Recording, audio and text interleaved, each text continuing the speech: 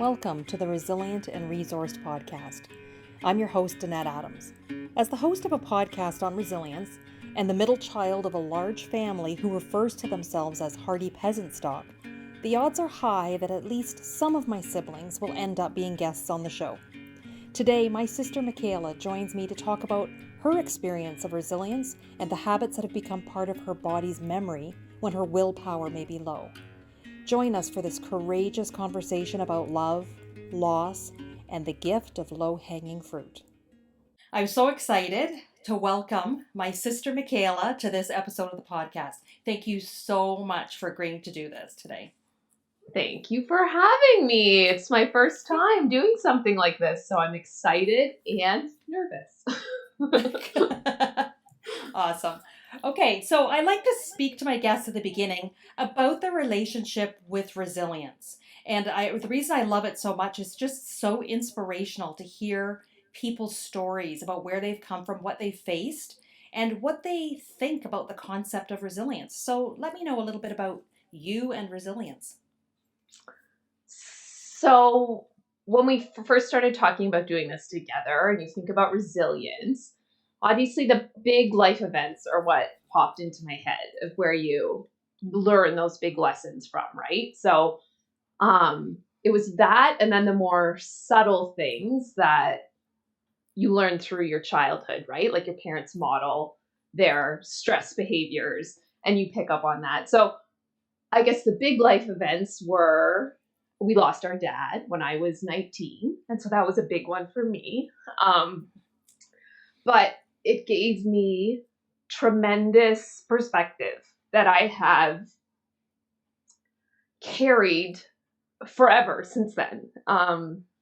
Sorry, I think it's because I'm talking to you. I'm getting a little bit more emotional, right? You're talking to a family member, so this is our shared experience. It's not just mine. And so then, just as I was kind of about to leave the nest, you lose someone that's so important to you. So that I can't say that I felt like I was very resilient back then when I was 19 and going through it all, but it forever changed me. And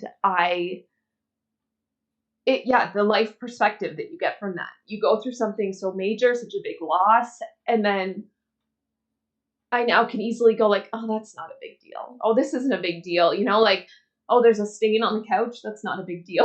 You know what I mean? Like all these little day-to-day stuff, I ride out so much better with having bigger life events like that. So it was losing dad at 19, and then our mother had cancer 2 years later. So another kind of felt like I was maybe getting on my feet again, and not quite, another setback. And so those really, in some pretty big formative years going into your 20s, I had two major life events, and that absolutely made me a more resilient person over the years. It did not happen quickly, but like I said, it's influenced me much later in life. And then same thing, looking at the big life events, I'd say giving birth was a big life event for me. I was very fortunate to have a wonderful, empowering birth.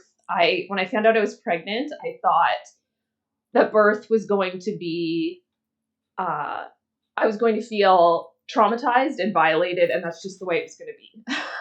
And then I ended up taking this hypnobirthing class that opened my eyes to, again, a new perspective of how things could be. And I had a wonderful birth. And I know I'm very lucky that doesn't always happen. And I learned in that course that there's a difference between intentions and expectations. So I went, set some very strong intentions going into my birth, but knew that, once it starts happening, it's out of your hands at that point. So and so that having that experience heading into motherhood was very empowering. And again, gave me a new perspective about the deep well you can dig into when you're going through something difficult, especially something physically difficult.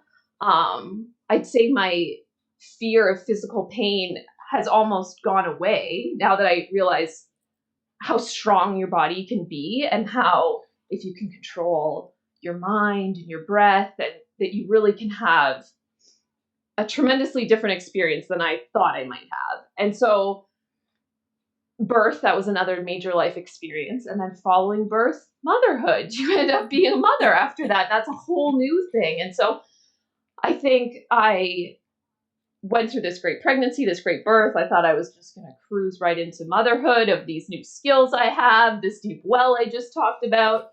And that's not really how it went. It was so much harder than I expected. I ended up with a little baby that cried a lot. She didn't sleep well. But I was able to use some of those skills that I had I'd learned from like the hypnobirthing and that birth experience, that I am very strong and that I can, remain calm in a very challenging time. It didn't always work.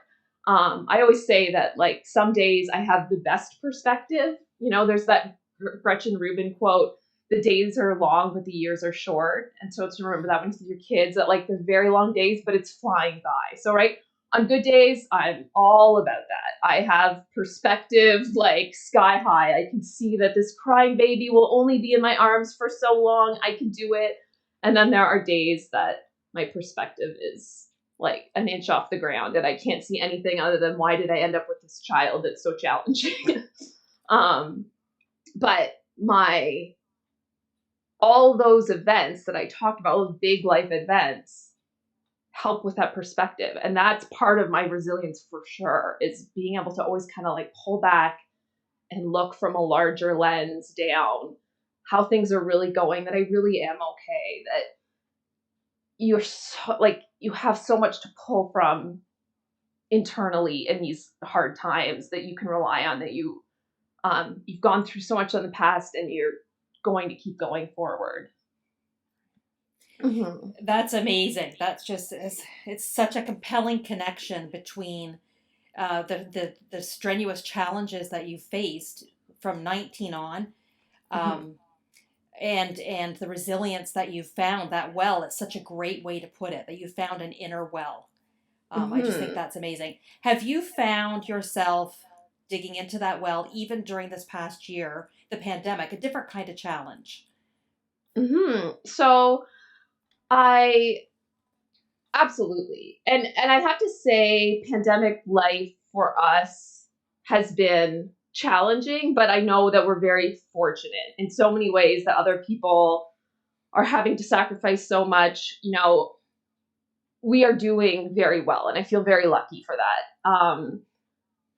And I think having a toddler actually helps you in a pandemic, because you keep moving every day. You don't, you're going to get up and make breakfast every morning, and you're going to play every day, and there's bedtime it keeps the ball rolling for you in ways that I see other people really challenged in that way. So I think that we had some habits and like patterns in place that just we've been able to carry through, and that's helped us through when so much outside of your world feels unstable. You kind of have those habits that you've relied on and you've put into place way back when, and now they're your foundation. They're there for you you don't even have to think about them. They're already there. And I would say that's true in that, and most recently I actually had a miscarriage, and I found myself like, it's happening over a few days, and I got outside and I went for a walk every day. And it wasn't until about a week later that I kind of reflected back and I thought, that's that habit that I put in place years and years ago that now in a really hard time, I don't even have to think about. I just did it. And it really helped. Every time I got outside, I was like, oh, I feel so much better. Like the sun, the wind, the just trees, birds, all that stuff makes you feel so much better. But I didn't have to force myself to do it. I just did it. I didn't even think about it. But that's because it's a long-term habit that I've been putting in place over time. So then have to use your willpower in those hard moments. It's already there for you. That's exceptional insight. That is just amazing, because I would say that's what I'm struggling more now with, is the things that that aren't habit yet, like the going out for a walk. I have lots of other great habits, but that is not one. And every time it's willpower. Okay, get away from your desk and go out for a walk. That kind of thing. So that's really exceptional. Yeah, and it wasn't until I kind of reflected back, I didn't even realize that I had done it every day. But I was like, oh, look, that it's just there. I just knew to do it, right? You just you just know to eat your breakfast. Like you just get up and you do the things that you're supposed to do over and over again. And then you're not relying on your willpower. Right. When your willpower has been weakened by stress or trauma or whatever. Yes. Right. Yes. Yeah. So you've spoken a lot about your internal resources, your resilience, the challenges that you faced that really nurtured that resilience. Can you speak about other resources that you reached out for? So things outside yourself that you either intentionally set out to put around you, or just discovered along the way that these resources nourish me? Yeah. My number one resource would be friendships. They're I just have the best friends in the world. So and same thing, you put that groundwork in, and it doesn't even feel like groundwork. I make it sound like these long-term friends that you've invested in these friendships over years. And then when something happens, they're just there. You don't have to look for support. It just shows up, which is, again, I'm so, so lucky to have that in my life.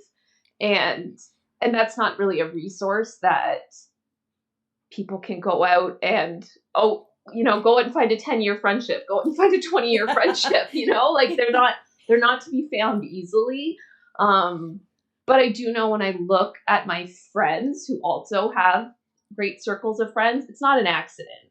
They don't have those friends. I know they're part of it's luck, but I see it in the way that they show up for other people. They are dedicated. It's an important part of their life. They're dedicated to it. So then in their times of need, they have support around them too, right? So you're lucky, but it's also, it doesn't have to feel like work, but it's intentional that you've put these, that those people are there for you after a decade, after 20 years. I have friends that I've known since kindergarten. So yes, that's one of my resources, is friendship. And then I guess if I were to, so I'm a nutritionist, that's what I do for a living. And when I talk with clients about stress resilience sometimes, and how it's an important part of overall health, and something that most people want to build up for themselves because they feel tapped out or overwhelmed, and how it can feel like it's a mindset thing, or it's a mental thing that you need to work on your stress resilience. But I see it as, there are so many foundational things that you can put in place that then you're not relying on mindset. When a hard time comes around, you're not relying on mindset, or like we said, willpower, or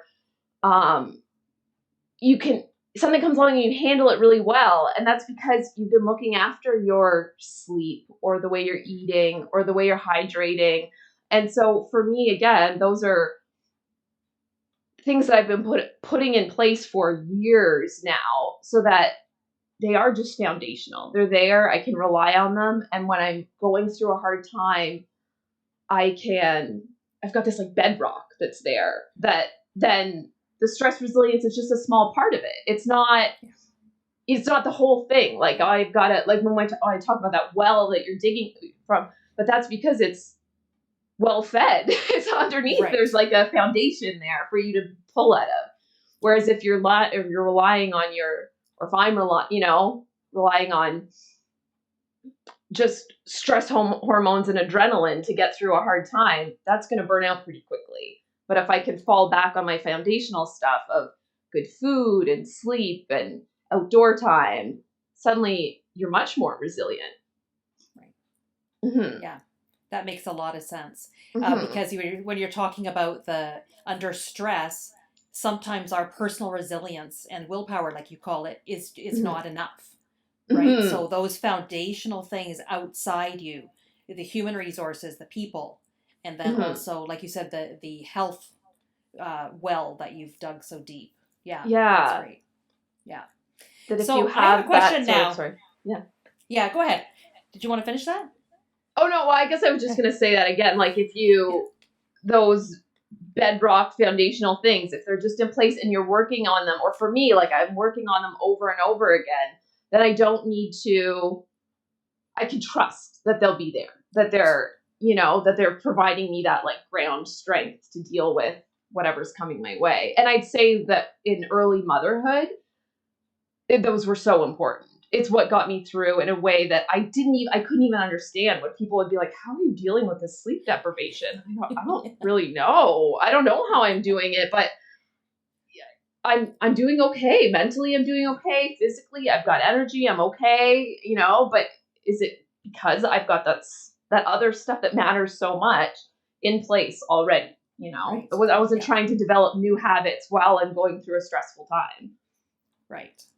Mm-hmm. So that kind of leads me into a question I want to speak to you about your strengths, your personality traits. And as your sister, I can say that I would say I left home when you were still very young, so we didn't grow Mm-hmm. up together in the house a lot. But from what I knew of you, you always seemed to be very level.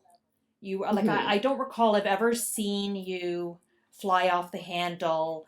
Do you know what I mean? Unflappable, I think would be the word I would Until you use live for with a you. toddler. So yes, but even when I've seen you around your gorgeous little child, I have never seen you lose it. Like Mm-hmm. so, and Mm-hmm. I remember there were times when our dad was in his final days, and we would be sitting, Mm-hmm. you and I would be sitting in the hospital together as we took turns in teams of two. And I Mm-hmm. remember thinking that even back then, that you sort of have this level nature that it has always Mm-hmm. been so calming to me, to Mm-hmm. be in relationship with you. So that's a strength that I see in you, and I guess I'm wondering what strengths do you see that you have and that you love about yourself. Well, thank you for saying that. I don't that personality trait, I just think we're born with our temperament, and maybe I'm just lucky to have been born with that one because I don't know where that comes from or why. Mhm. And some of us are just have a temperament that's a little Yeah. easier to, makes life easier. Right. Um, but it's something that a strength, or, you phrase it as like something you love about yourself. And when someone says that's something you love about yourself, it's easy to quickly go like, I don't, like, what are the things I love about myself? But one of something that came up really quickly to me was I love that I like spending time with myself, that I can spend a lot of time alone and enjoy every minute of it. And so, Right. I think that is also helps make you resilient, right? And again, am I just lucky that I'm like that? That I like to be alone? That I like to be alone with my thoughts, and I enjoy my company and the things that I think? Like, I can have good conversations with myself, so that I'm never needing much outside myself. Like I Right. don't Hmm. need to, I said, I love my friends. I have amazing friendships. I have really great relationships, sisters, like these people are all around me. But if they're not around, I'm okay. I'm absolutely okay. So I love that. I love that alone time it's important to me, but I also am happy. I'm like happy to be Yeah. alone and not, so that's a personality trait I really value, because I think that Right. would be stressful if it was the opposite, that you're Right. feel unsettled if you're just with yourself, or I'm the complete opposite. I'm probably the happiest. Right. So you don't Hmm. have any. existential angst when you're left alone, where you feel like you Yeah. don't know where you fit in the universe just Yeah. because you're by yourself. Yeah. Mm-hmm. I Yeah. remember you telling me a story. You told me a story, and I can't remember who it was. I think it could have been your partner, but you were sitting on the couch, not doing anything, not reading your phone, just sitting there thinking. And he left and went out probably for a couple hours or an hour, and then came back, and you were still just sitting there, just doing nothing. And I remember I know. he was like flabbergasted, but I Yeah. was thinking, well, why? I do that all the time. Yeah. It's- Don't you I love just that. being in your own brain? Like, I do. I Yes. do. I'm one of the Yes. only people I know that makes so much sense. I know. So like, even when you sent me the questions for the podcast, I could like go for a nice walk and just think about the questions. And like I said, so much stuff came up that I thought, oh gosh, this is going to be out of control. And that's going to have to like rein me in when I start blabbering, because I just have been ruminating about this stuff. But I loved it. I loved that you sparked all these new things that I hadn't really been thinking about before. So yeah, that's one of the things I love about myself. Yeah. And that's what I love about this podcast. I learned so much from picking people's brains, or from just kind of, collaborating with them to talk about these things. And it's inspiring to me. It helps me to see the things that are working for me, and things, oh, I might try that one. That sounds like a good idea. So I just love hearing from resilient people, which is whoever I get on this podcast. To me, I don't think there is such a thing as just resilient people and not resilient people. We all have our own levels of resilience, and I just love hearing how each of them is different and unique. Yeah. Okay, so now I kind of want to move a little bit on to asking, for your wisdom for people maybe who don't have such an unflappable personality as you, or who have faced some pretty traumatic events recently where they don't have the well dug so deep. Like, do you have some advice for people who could use some of the things that you've said earlier on in our chat, could use now if they don't have those 10-year friendships, they don't have the deep well? Do you have any advice for them? I think you, like you said, you hear what other people do, whether you listen to this podcast, you listen to other podcasts, and you go for what feels like the low-hanging fruit. Like, what can I do?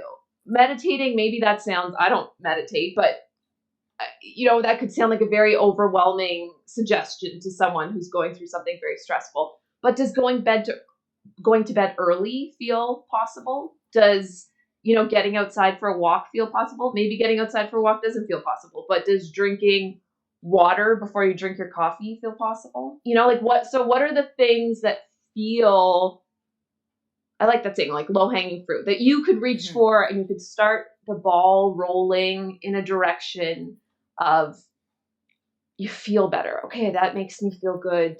And that's a really, another thing that I'd say I connect to is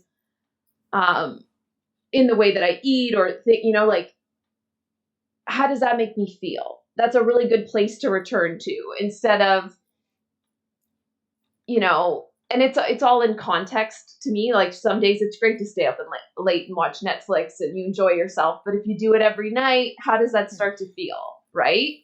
And so what are the things you can start to do that when you hear someone say, you're like, I could do that. Well, then start there. Just start there. And, the friendship thing, like, reach out to somebody, start going for a walk with someone, I think, again, I'm just so lucky to have the friendships that I have. They mean the world to me. I think I have joked with people that my best piece of relationship advice, I've been with my partner for 10 years now, is to have really good friendships. Yeah. Like, the best thing you can do is just have like really amazing other friends outside of your relationship, so that you always have someone to turn to. Like, and in motherhood, they've meant the world to me, having other moms to turn to that can just go, I get it, I understand, right? So, okay, you can't have a 10-year friendship, but is there another mom in your neighborhood, if you're a mom, that you could get to know? Is there, a family member, a friend, I know that's so much easier said than done for some people, Yeah. but it's totally a huge part of how I make it through things that I don't feel like I'm going to make it through very well sometimes. Right. Mm-hmm. But I do love that. I love that advice about just the small step. You call it the low-hanging fruit. This could be the smallest thing. There was one day my partner was inviting me to go out for a walk, and I just said, I don't think I can do it. I don't have the energy. I don't have the whatever. And so all I did was get dressed to go out for the walk, and I went out on the front porch, and I just stood there for a few minutes, took a few breaths, and then I could go out for the walk. But I thought, that's all I'm committing to. I'm only committing to the front porch. And then I went out for the walk, and of course I felt better, right? Because that's just what happens. So I think that's wonderful. Yeah. And because you don't want to set some sort of unattainable goal for yourself. Like, if that feels overwhelming, then it probably is overwhelming. So how do we dial it back so it's something you can actually do, Right. Instead of, just that. And then once you've done it and you feel different again, the other great piece of wisdom you had there was the self-awareness.